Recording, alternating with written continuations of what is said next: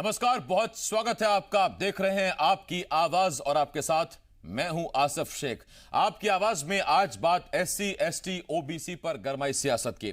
भले ही एमपी में विधानसभा चुनाव में अभी वक्त हो, लेकिन बीजेपी हो चाहे कांग्रेस, दलितों और पिछड़ों को रिझाने की कोशिशें अभी से ही शुरू हो गई हैं।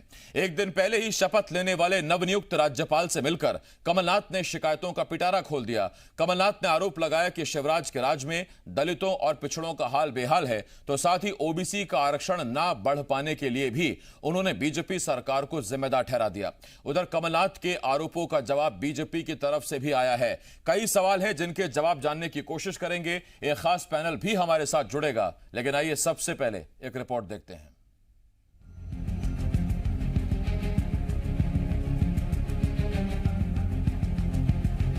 एमपी में भले ही विधानसभा चुनाव में अभी 2.5 साल का वक्त बाकी हो, मगर प्रदेश के दोनों बड़े सियासी दलों ने चुनाव के लिए अभी से तैयारी शुरू कर दी है। एक दिन पहले पूर्व सीएम कमलनाथ ने अपने बंगले पर कांग्रेस विधायकों के साथ मिलकर बूथ, सेक्टर और मंडलम में कांग्रेस को मजबूत करने के निर्देश दिए, तो दूसरी तरफ चित्रकूट में तमाम विषयों को लेकर संघ की बड़ी बैठक शुरू हो चुकी है। इस बैठक में एससी, एसटी वर्ग को एक बार फिर कैसे साधा जाए, इस पर विचार किया जा रहा है। यानी सियासत फिर दलितों और पिछड़ों को रिझाने की कोशिश में जुट गई है। कांग्रेस तो इतनी जल्दी में है कि प्रदेश के राज्यपाल बनने के दूसरे ही दिन मंगू भाई छगन भाई पटेल से मिलने कमलनाथ राजभवन पहुंच गए। कमलनाथ ने राज्यपाल से शिवराज सरकार की जमकर शिकायत की। कमलनाथ ने कहा कि दलित और पिछड़े परेशान हैं, और तो और उन्होंने आरोप लगाया कि शिवराज सरकार ने अदालत में मजबूत पक्ष नहीं रखा, इसीलिए ओबीसी का आरक्षण नहीं बढ़ पाया। अनुसूचित जनजाति, एससी, एसटी कितने असुरक्षित हैं। कितनी घटनाएं हुई हैं, ये देश के इतिहास में नहीं हुई। राज्यपाल जी ने ट्राइबल्स के बीच में समाज सेवा का काम किया है, उनको अनुभव है समाज सेवा का। मैंने उनसे निवेदन किया कि आपका प्रयास रहे, आपकी प्राथमिकता रहे कि हमारे एससी, एसटी प्रदेश के सुरक्षित रहें। मैंने ट्वीट किया क्योंकि ओबीसी आरक्षण के बारे में हमने ही कदम उठाया था, और मैं ये उम्मीद करता हूँ, मांग करता हूँ सरकार से कि इसे जो हमने नीति बनाई थी, ये इसको लागू करें। कांग्रेस जहां दलितों और पिछड़ों को साधने की कोशिश में जुटी हुई है, तो वहीं कमलनाथ के आरोपों का जवाब बीजेपी ने भी दिया। बीजेपी ने पलटवार करते हुए कहा कि कमलनाथ सरकार में दलितों और पिछड़ों का हाल बेहाल था। आरक्षण के मामले में भी बीजेपी ने कमलनाथ को घेरा है। चौराहे पर बेटियों को घसीटकर बलात्कार हुआ है आपके राज में, और जो अपराध आपके समय हुआ है, आपने अनुसूचित जाति जनजाति को केवल वोट का अस्त्र मान लिया है, डेवलपमेंट का नहीं। जरा कांग्रेस बताए किस राज्य में इन्होंने अपने शासनकाल में, जहां आज भी शासन में है, 27% आरक्षण ओबीसी को दे दिया। केवल लड़ाना, जाति से जाति को भिड़ाना और लोगों को गुमराह करना, यही इनका सगल है। केवल और केवल इसी तुष्टीकरण की राजनीति करते हैं। अब सवाल यह है कि दलितों और पिछड़ों की हालत पर चिंता तो जताई जा रही है, लेकिन क्या दोनों वर्गों के लिए पर्याप्त काम हो रहा है? क्या वोट बैंक की राजनीति से ऊपर उठकर इन वर्गों के लिए काम किया जा रहा है? सवाल यह भी कि दलित हो या पिछड़े, उनका सच्चा हितैषी कौन है? आकाश द्विवेदी, जी मीडिया, भोपाल।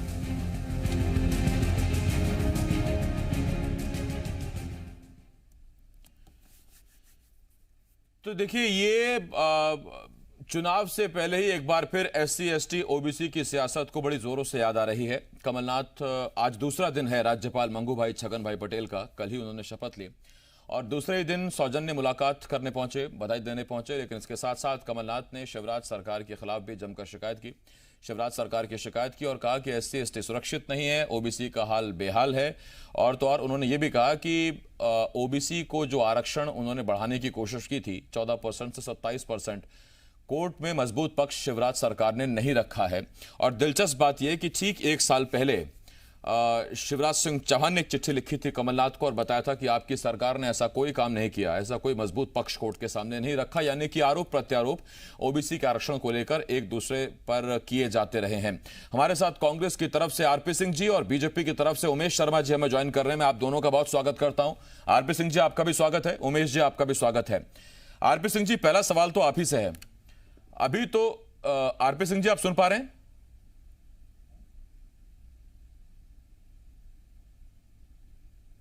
ठीक, आवाज अभी नहीं पहुंच रही है, पहुंचेंगे हम आरपी सिंह जी के पास। उमेश जी, आपसे सवाल, SC ST OBC की एक बार फिर सियासत को अचानक याद आन पड़ी है। अब आपकी सरकार में SC ST महफूज नहीं है और OBC का हाल बेहाल है। कमलनाथ शिकायत करने सीधा राज्यपाल के पास पहुंचे हैं। मुझे लगता है आसिफ जी की ये चलनी सुपड़े से कह रही है कि तुझ में बहुत ज्यादा छेद है। जहां तक OBC आरक्षण का प्रश्न है, जबलपुर हाईकोर्ट ने उसके मामले में स्पष्ट निर्णय दिया है। अशिता दुबे जी ने, जबलपुर की निवास करने वाली ने, इसके विरुद्ध याचिका दायर करी थी और उस याचिका का निर्णय हाईकोर्ट की जो जबलपुर की खंडपीठ है उसने उसको निराकृत करा था। और इस प्रकार की जो OBC को 27% आरक्षण देने वाला विषय था उसको हाईकोर्ट ने नकार दिया है। अब चूंकि जिस निर्णय को माननीय उच्च न्यायालय ने नकार दिया है तो मुझे लगता है कि उसमें तो सरकार पर दोषारोपण करना केवल राजनीतिक रूप से वितंडावाद खड़ा करना है। और जहां तक माननीय कमलनाथ जी के दिल में धक्कर पकड़ और हुलासे मार रही है, SC ST पर उनको अत्याचार याद दिखाई दे रहे हैं, उनको लगता है कि मध्य प्रदेश में अपराधों का ग्राफ बढ़ा है, तो मुझे लगता है कि बहुत आश्चर्य का विषय है। छोटे छोटे से बच्चे थे श्रेयांश और प्रियांश चित्रकूट में, उनको उठा लिया गया, उनके परिवार से 1 करोड़ की फिरौती मांगी गई और उठाया भी कैसे गया? चलती स्कूल की बस को रोककर वहां पर बंदूकधारी घुस गए और स्कूल की बस को रोककर उन बच्चों का अपहरण करा, उनके परिवार से 1 करोड़ की फिरौती मांगी। कमलनाथ जी बताए उसके परिवार ने 25 लाख की फिरौती दी और उसके बाद कमलनाथ जी और इनकी निकम्मी सरकार उन बच्चों को जिंदा अपने माँ बाप के पास लेकर नहीं आ पाई। ये जवाब दे के सागर के अंदर दलित पर पेट्रोल डालकर जो जिंदा जला दिया गया था वो किसकी सरकार के अंदर कारनामा हुआ था? आप बहुत ज्यादा पीछे अगर आसिफ जी नहीं जाते हैं तो ये बता दें कि नेमावर के अंदर ये जो अभी क्रूरतम हत्याकांड हुआ है, 5 लोगों को मार डाला गया है।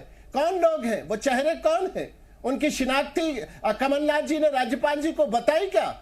15 साल तक जो कांग्रेस पार्टी के अध्यक्ष रहे, कांग्रेस की नगरपालिका का जिनके परिवार के लोग अध्यक्ष रहे, ऐसे कांग्रेस के नामजद लोग उसके अंदर आरोपी बनकर बैठे हुए हैं।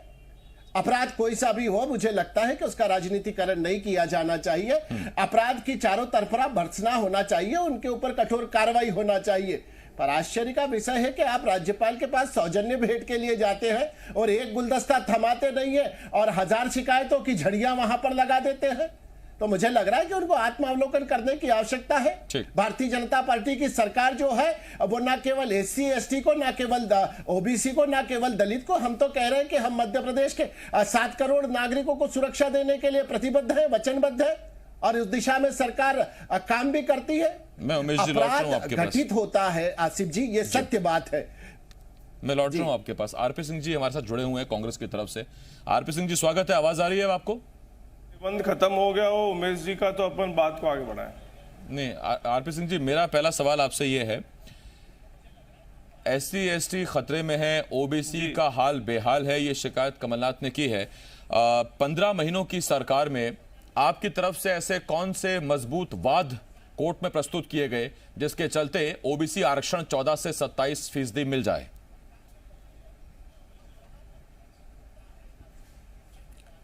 देखिए, सबसे पहले तो मैं बात यहाँ से प्रारंभ करूँगा कि जब कमलनाथ जी की सरकार थी उसमें ये विषय लाया गया कि 14% से बढ़ाकर जो OBC का आरक्षण है उसको 27% किया जाए। उसको पुरजोर तरीके से रखा गया और मेरे भाई जो उमेश है, मैं पहले उनको समझा दूँ कि जब भी हम किसी राजनीतिक चर्चा के लिए आते हैं तो यहाँ निबंध पढ़ने के लिए नहीं आते हैं और हमें इस प्रकार की सकारात्मक चर्चा करनी चाहिए जिससे कि जो आपकी पार्टी का मैंडेट है या सिद्धांत है। उमेश जी, मैं एक बार जरा सुन लो इनको, फिर मैं आपके पास आता हूं। 1 मिनट। जिससे मैंडेट बनाने में जी आरपी सिंह जी बोलिए। उमेश जी को बहुत ज्यादा जल्दी है क्या? नहीं, आरपी सिंह जी आप अपनी बात रखिए, मैं उसके बाद जाऊंगा उमेश जी के पास, पहले आप अपनी बात कहिए। हाँ, वही बता रहा हूँ मैं, उसी पर आ रहा हूँ मैं। तो उस जो हमारी पार्टी के सिद्धांत है या क्या विजन है हमारी पार्टी का और क्यों 14 से 27% किया, ये समझना बहुत आवश्यक है, बजाय इसके कि सिर्फ कुछ भी किसी भी विषय वस्तु को कहीं ले जाके गोल पोस्ट शिफ्ट किया जाए, जो कि उमेश जी कर रहे हैं।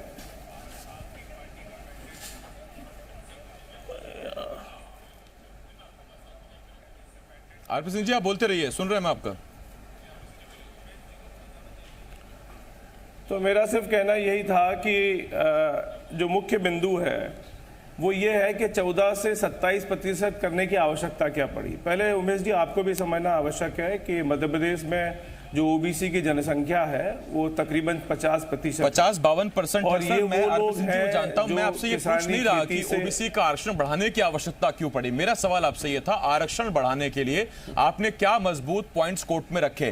क्योंकि 18 मार्च पिछले साल एक चिट्ठी कमलनाथ ने शिवराज सिंह चौहान को लिखी, उसके जवाब में शिवराज सिंह चौहान ने एक चिट्ठी इसके बाद लिखी थी, और ये चिट्ठी थी 31 जुलाई की। 18 जुलाई को कमलनाथ ने लिखी थी, 31 जुलाई को शिवराज ने, और 31 जुलाई को सीएम शिवराज ने चिट्ठी लिखकर यह कहा था कि 14 से 19 मार्च 2019 में जब याचिका लगाई गई थी कोर्ट में, तो कांग्रेस सरकार की तरफ से तब कोर्ट में कोई वाद प्रस्तुत नहीं किया गया। नतीजा 19 मार्च को कोर्ट ने पिछड़ा वर्ग के लिए 14% से 27% आरक्षण को बढ़ाए जाने के निर्णय को स्थगित कर दिया था।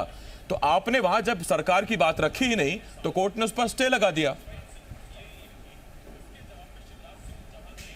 नहीं, मैं यही बताना चाह रहा हूं आपको, ये कि फैक्ट्स के साथ खेलते हैं। सरकार ने जितने भी आवश्यक तथ्य थे, जो बेसिक फैक्ट्स थे, वो बाकायदा रखे। अब जिम्मेदारी, चूंकि हमारी सरकार को जो भाजपा की सरकार है उसने गैर प्रजातांत्रिक तरीके से गिरा दिया, उसके बाद की जिम्मेदारी जो थी, जो कोर्ट में जितने भी तथ्य पेश करने थे, बल्कि मैं कहूँ एक सिंगल सेंटेंस में यदि मैं कहूँ कि इन्होंने जानबूझकर जो है वहाँ पे आवश्यक जो फैक्ट्स थे वो पेश नहीं किए, और इनकी स्वयं की मंशा थी कि ये 14 से 27% जो बढ़ गया है ओबीसी का आरक्षण वो ना मिले, और इनकी लापरवाही के कारण ही कोर्ट में आज ये स्थिति बनी है। ये सारी डिबेट दरअसल इसी बात को लेकर है कि लापरवाही की किसने। मैं लौट रहा हूं आरपी सिंह जी आपके पास। उमेश जी, क्या बीजेपी चाहती है कि मध्य प्रदेश में ओबीसी आरक्षण 14% से बढ़कर 27% हो, और अगर हां तो उसके लिए आपकी क्या तैयारी है? आसिफ जी, एक तो भारतीय जनता पार्टी की स्पष्ट मान्यता है कि समाज का जो भी वर्ग है, जो आर्थिक रूप से पिछड़ा हुआ है या जिसको समान अधिकार प्राप्त नहीं हुए, उसको समाज के अंदर एक गैर बराबरी का वातावरण निर्माण किया जाना चाहिए, और उसके जितने मार्ग हो सकते हैं उन सभी मार्गों को अपनाया जाना चाहिए। और जहां तक आरपी सिंह जी ने कहा है कि हमने हाई कोर्ट के अंदर ठीक से पक्ष नहीं रखा है, अब तो ये चूंकि हाई कोर्ट का विषय है, उसके बारे में बहुत ज्यादा टीका टिप्पणी करना ठीक भी नहीं है। वहां से जब आप वाद और प्रतिवाद के सारे तथ्य निकालेंगे तो सत्य सामने आ जाएगा। पर मुझे लग रहा है कि राजनीति की ये जो दिशा लोक लुभावन पगडंडी की ओर बढ़ने लगी आसिफ जी, ये लोकतंत्र के लिए घातक होती है। हम इस प्रकार के लुभावने मुद्दों को उछालते हैं, और विशेषकर जिस समय चुनाव की सन्निकटता होती है उस समय राजनीतिक दल जो हैं वो जातियों के अंदर विभेद पैदा करने वाली बयानबाजी कर देते हैं। कमलनाथ जी तो मध्य प्रदेश के पूर्व मुख्यमंत्री रहे हैं, उनका जो सम्मान है मध्य प्रदेश में या भारतवर्ष में, वो एक वरिष्ठ नेता माने जाते हैं। अब उनके जैसे नेता अगर गंभीर बातें करने के बजाय जातिगत आधार पर आरोप और प्रत्यारोपित करेंगे तो मुझे लग रहा है कि कहीं ना कहीं ये जातिगत विभेद को बढ़ाने वाले निशाने वाली बातें होती हैं। कह रहे हैं यानी फैक्ट्स से इस तरह का बयान दिया। इस समय ओबीसी आरक्षण ओबीसी आरक्षण वाला विषय मैं आ रहा हूं आपके ओबीसी आरक्षण वाले विषय में हाई कोर्ट अपना मंतव्य प्रकट कर चुका है। हाँ, मैं आ रहा हूं उस पर आपके पास उमेश जी। आरपी सिंह जी, माना कि मध्य प्रदेश में आपको केवल 15 महीने का ही वक्त मिला और आप कोर्ट में अपनी बात नहीं रख पाए या मजबूती से नहीं रख पाए, या फिर नई सरकार को रखनी चाहिए, लेकिन आपके बगल के प्रदेश छत्तीसगढ़ में भी सरकार यही कोशिश कर रही है, बघेल सरकार, की 14% से बढ़ाकर ओबीसी को 27% आरक्षण दिया जाए। अब तक वहां भी नहीं हो पाया, तो अब तक 2.5 साल का तो सरकार के पास वक्त है, वहां भी नहीं हो पाया, इधर भी नहीं हो पाया। क्या वजह है कि जहां जहां कांग्रेस की सरकारें दावे तो हैं लेकिन उसके बाद तथ्य कोर्ट में पेश नहीं कर पा रहे हैं? देखिए, पहले तो हमें यह भी समझना आवश्यक होगा, उमेश जी को भी ये भी समझना आवश्यक होगा, जिस विषय वस्तु को उमेश जी इलेक्शन से रिलेटेड बता रहे हैं या वो कह रहे हैं कि कमलनाथ जी इसका उपयोग राजनीति के लिए, चुनाव के लिए कर रहे हैं, तो उनको समझना, संवैधानिक व्यवस्था को समझने की आवश्यकता भी होगी कि जितना भी ओबीसी वर्ग है उसके उत्थान के लिए ये आवश्यक चीज़ है। और सिर्फ मध्य प्रदेश ही नहीं, यदि आप देखेंगे दिल्ली में, तमिलनाडु में, बल्कि इनसे आप एक सवाल पूछे उमेश जी से, केंद्र सरकार में भी यदि आप देखेंगे तो 27% से अधिक का आरक्षण है, तो क्या उसको भी ये चैलेंज करेंगे? जो इनकी स्वयं की सेंट्रल गवर्नमेंट है उसको भी चैलेंज करेंगे? तो ऐसा नहीं, हरियाणा से लेके 5-6 से प्रदेश में है। हाँ, जहाँ तक छत्तीसगढ़ का सवाल है, बिल्कुल जुडिशरी में उसको फॉलो किया जा रहा है और इतना ही आवश्यक है। इसलिए मैं सिर्फ इतना कहूंगा कि इसकी आवश्यकता जो है वो जो सामाजिक संरचना है हमारी जिस प्रकार की, और जो पिछड़ा वर्ग है विशेषकर, देखिए इसमें एक बिंदु और जोड़ना आवश्यक है कि आज जो किसान आंदोलन हो रहा है उसके पीछे कहीं ना कहीं ये भी एक बीज है, और यही बीज है जिसके कारण से आज ऐसी स्थिति बन रही है। क्योंकि जो ओबीसी वर्ग है या SC/ST वर्ग है उसमें अधिकांश लोग देखेंगे उनका व्यवसाय जो है कृषि है, और कृषि की वजह आज जैसे जितना पिछड़ापन है उसका कारण भी यही है कि कृषि से उनको इस प्रकार का कोई लाभ नहीं हो रहा है जिससे इनका सामाजिक और आर्थिक उत्थान हो सके। तो ये बहुत गंभीर विषय है उमेश जी, इसको चुनाव से रिलेटेड ना करें। हाँ, दूसरी बात, ये तब कहाँ जाते हैं जब CM बनते हैं शिवराज सिंह जी और उनको कहा जाता है कि हम ओबीसी वर्ग से CM बना रहे हैं, जब ओबीसी वर्ग पर जब वोट मांगते हैं तब कहाँ जाती है। तो देखिए दोगली नीति से, डबल स्टैंडर्ड से काम नहीं चलेगा। मैं आरपी सिंह जी आ रहा हूं आपके पास। उमेश जी आपके पास आ रहा हूं। उमेश जी, आज जो ओबीसी वर्ग का व्यक्ति डिबेट देख रहा है, मध्य प्रदेश में आधी आबादी है, आधी से ज्यादा आबादी है पिछड़े और अति पिछड़े की, वो आज जो ये डिबेट देख रहा है वो व्यक्ति जानना चाहता है कि क्या ये संभव भी है, क्योंकि संविधान में सुप्रीम कोर्ट कह चुका है कि 50% से ऊपर आरक्षण नहीं, या सियासत केवल और केवल कि हाँ हमको आपका वोट चाहिए तो हमने कह दिया 14 से 27 कर देंगे, 27 से 54 कर देंगे। ये मुमकिन है? आप साफ साफ बता दीजिए, और अगर है तो आप क्या उस दिशा में आगे बढ़ रहे हैं? आसिफ जी, मैंने पहले कहा है उस बात को मैं फिर आसिफ जी दोहराता हूं।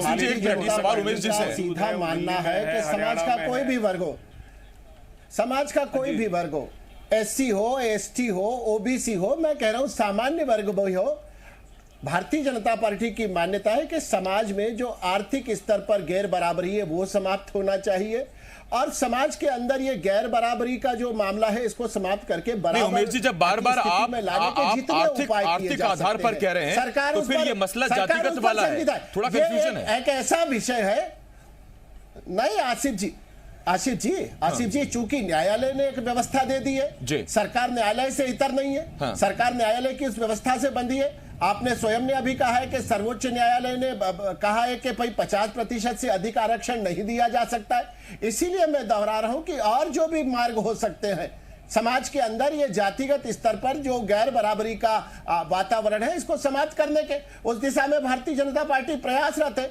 10% का आरक्षण सामान्य वर्ग को दिया गया, इसलिए दिया गया कि जो निर्धन है, जो वंचित है, जो आर्थिक रूप से पिछड़े हुए हैं, ऐसे लोगों को भी आगे लाने की आवश्यकता है। तो मैं फिर आसिफ जी ये बात को दोहराता हूं, फिर आप आरपी सिंह जी को चाहें तो समय दीजिएगा कि हम इस मुद्दे के ऊपर राजनीति करना नहीं चाहते हैं। समाज के अंदर सरकार को एक इस प्रकार का वातावरण निर्माण करना पड़ेगा कि समाज का हर एक वर्ग संबल बने और शक्तिशाली बने, सशक्त बने, और उसके लिए सरकार लगातार काम करती है, चाहे केंद्र की सरकार हो चाहे राज्य की सरकार हो। मेरे पास वक्त खत्म हो गया। उमेश जी, बहुत धन्यवाद आपका। आरपी सिंह जी, आपका बहुत बहुत शुक्रिया हमारे साथ जुड़ने के लिए। और देखिए, मैं ये बिल्कुल नहीं कहूंगा कि वक्त कम था इस वजह से कुछ नहीं निकला। ये मुद्दा ही ऐसा है कि इसमें आप दिन में 3 घंटे डिबेट कर लीजिए, लेकिन आपको कोई मुफीद जवाब मिल नहीं पाएगा, आपको कुछ कंक्रीट मिल नहीं पाएगा। क्यों?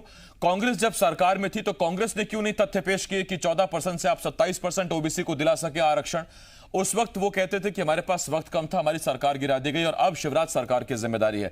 शिवराज सरकार के से पूछिए या बीजेपी से पूछिए तो वो कहते हैं कि पिछली सरकार ने फिर क्यों नहीं अपनी बात रखी, अगर इतना ही मजबूती से ये कदम रखना था। तो वो एक दूसरे पर टाला मटोली हो रही है, लेकिन संविधान और कोर्ट के निर्देश से ये बिल्कुल साफ है कि फिलहाल तो मुमकिन लगता नहीं है कि हाँ, लेकिन अगर कोई दूसरा जरिया निकाला जा सके किसी और तरीके का, जो अब तक निकाला जा सकता था या निकाला जाना चाहिए था, वो अभी तक तो निकला नहीं है।